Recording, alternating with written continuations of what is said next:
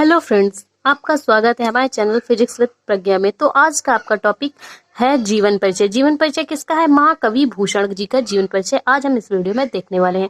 तो आप जानते हैं कि जीवन परिचय के लिए 3 इंपॉर्टेंट पॉइंट्स होते हैं। वो 3 इंपॉर्टेंट पॉइंट्स कौन से होते हैं? पहला होता है आपका स्मरणीय बिंदु, जो कि हाईलाइटर का काम करता है, क्योंकि एग्जामिनर क्या करता है, सबसे पहले हाईलाइट बिंदुओं को देखता है, उसके बाद आता है फिर इसका जीवन परिचय, फिर इनका साहित्य में क्या योगदान था आपके भूषण जी का, वो हम देखने वाले हैं। तो पहले हम देखते हैं इनके स्मरणीय बिंदु। तो बात करें इनके स्मरणीय बिंदुओं के बारे में, तो जन्म आप देख सकते हैं, जन्म इनका 1613 ईस्वी में हुआ था और मृत्यु भूषण जी की सन 1715 ईस्वी में। जन्म 1613 ईस्वी में, मृत्यु कितनी? 1715 ईस्वी में। जन्म स्थान इनका है टिकवापुर कानपुर। जन्म स्थान इनका क्या है? टिकवापुर कानपुर, घाटमपुर के पास पड़ता है। ठीक है। पिता इनके हैं रत्नाकर त्रिपाठी। इनके पिता का क्या नाम है? रत्नाकर त्रिपाठी। और इनके जो भाई हैं, इनके 2 भाई हैं। ठीक है, चिंतामणि और मतीराम। चिंतामणि और मतीराम वो भी दोनों क्या है? कवि हैं। ठीक, तो आगे देख लेते हैं। भाषा जो इन्होंने जो रचना की है, भाषा उनकी कैसी रही है? ब्रज भाषा। ब्रज भाषा में इन्होंने रचना की है। रचना इनकी कौन सी? शिवराज भूषण तथा शिवा बावनी। इनकी रचनाओं में शिवराज भूषण और शिवा बावनी और इत्यादि भी कई सारी रचनाएं इन्होंने की हैं। अलंकार इन्होंने कौन से यूज किया? यमक अलंकार, रूपक अलंकार, उपमा अलंकार, उत्प्रेक्षा अलंकार। तो ये बात हुई इनके स्मरणीय बिंदुओं की कि क्या हाईलाइट पॉइंट्स हैं। तो सबसे पहले एग्जामिनर की नजर कहाँ पड़ती है? आपके हाईलाइट बिंदुओं पर। तो बात करते हैं सेकंड इंपॉर्टेंट पॉइंट्स इनके जीवन परिचय के बारे में। तो बात करें भूषण जी के जीवन परिचय के बारे में, तो आप देख सकते हैं महाकवि जो भूषण जी हैं, उनका जन्म कितने?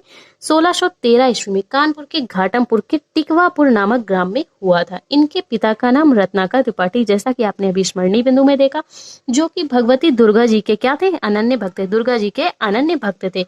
इनके 2 भाई चिंतामणि और मतीराम थे, जो कि कवि थे। इनको भूषण की उपाधि चित्रकूट के राजा हृदय राम के पुत्र, इनको भूषण की उपाधि, इनका जो नाम है कवि भूषण, तो उनको जो भूषण की उपाधि वो चित्रकूट के राजा हृदय राम के पुत्र रुद्र शाह ने दी थी। किसने दी थी? हृदय राम के पुत्र रुद्र शाह ने दी थी। चित्रकूट के राजा थे। ठीक, तो आप देख सकते हैं इसके उसमें एक उदाहरण दिया हुआ है। कुल शुलंग की चित्रकूटपति। कुल शुलंग की चित्रकूटपति मतलब चित्रकूट के राजा। साहसशील समुद्र, जो कि क्या है? साहस और शीलता के समुद्र हैं। कवि भूषण पदवी दई, कवि भूषण की पदवी दी। हृदय राम सुत रुद्र, हृदय राम सुत मतलब हृदय राम पुत्र के पुत्र रुद्र ने इनको भूषण की उपाधि दी। ठीक है, ये इनका दोहा है। तो एक बार फिर से इनका जीवन परिचय देख ले। महाकवि भूषण जी का जन्म 1613 ईस्वी में कानपुर के घाटमपुर के टिकवापुर नामक ग्राम में हुआ था। तो हमने क्या किया देख सकते हैं आप, हमने जो हाईलाइटेड पॉइंट है उनको हमने ब्लैक पेन से लिखा है। आपको भी ऐसा ही करना है, ताकि एग्जामिनर देखे तो उसकी सबसे पहले नजर कहाँ जाए? हाईलाइटेड पॉइंट जो हमने ब्लैक पेन से हाईलाइट किए हुए हैं। ठीक है, नाम ग्राम में हुआ था। इनके पिता का नाम रत्नाकर त्रिपाठी, इसको भी हमने हाईलाइट किया, जो कि भगवती दुर्गा के क्या थे? अनन्य भक्त। इनके 2 भाई चिंतामणि और मतीराम थे, जो इनको भूषण की उपाधि चित्रकूट के राजा हृदय राम के पुत्र रुद्र शाह ने दी थी। तो आगे देखते हैं इनका जीवन परिचय। बाद में भूषण महाराज छत्रसाल के दरबार में चले गए। जो कवि आपके भूषण है, वो जब उनको भूषण की उपाधि मिल गई, उसके बाद वो कहाँ गए? छत्रसाल के राजा जो छत्रसाल है, उनके दरबार में चले गए, जहां पे उनको यथोचित सम्मान मिला। अर्थात कह सकते हैं आप कि वहां पे दरबारी कवि बन गए और छत्रसाल को कविताएं सुनाया करते थे। इसके इनका असली नाम का पता नहीं, इनके असली नाम का पता नहीं है। इनको भूषण नाम की जो उपाधि दी गई है, उसी के नाम से इनको कवि भूषण कहा जाता है। ठीक है, इनके असली नाम का अभी पता नहीं है, इतिहास में पता नहीं है। तथा अपने पारिवारिक कारणों से क्षुब्ध होकर, पारिवारिक कारणों, सबके परिवार में कुछ ना कुछ अनबन रहती, उसी कारणों से क्षुब्ध होकर भूषण ने गृह त्याग दिया, अपना घर त्याग दिया, अपना घर बार सब कुछ त्याग के, जैसे आदमी संन्यास चला जाता है वैसे ही। और गृह त्याग के कहाँ चले गए? औरंगजेब के दरबार में चले गए और वहां की शोभा बढ़ाने लगे। ठीक है, और रचनाएं करने लगे। इनकी जीवन लीला का अवसान 1715 ईस्वी के लगभग माना जाता है। कब इनकी मृत्यु हुई? सन 1715 ईस्वी में इनकी मृत्यु हुई। तो देखते हैं इनके साहित्यिक परिचय के बारे में।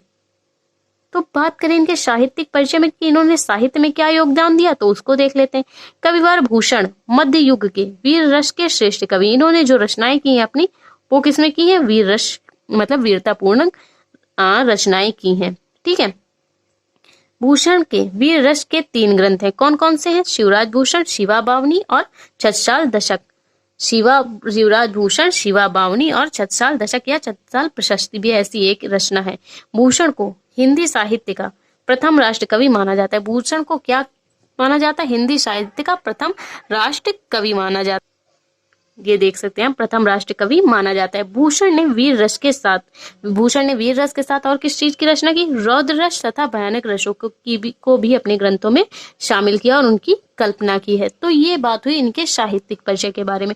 तो आई होप आपको भूषण जी के जो स्मरणीय बिंदु थे वो समझ में आए और इनका जीवन परिचय समझ में आया और साहित्यिक परिचय समझ में आया। तो प्लीज वीडियो को लाइक और हमारे चैनल को सब्सक्राइब करें। मिलते हैं इसके नेक्स्ट टॉपिक पे। Thank you for watching this video.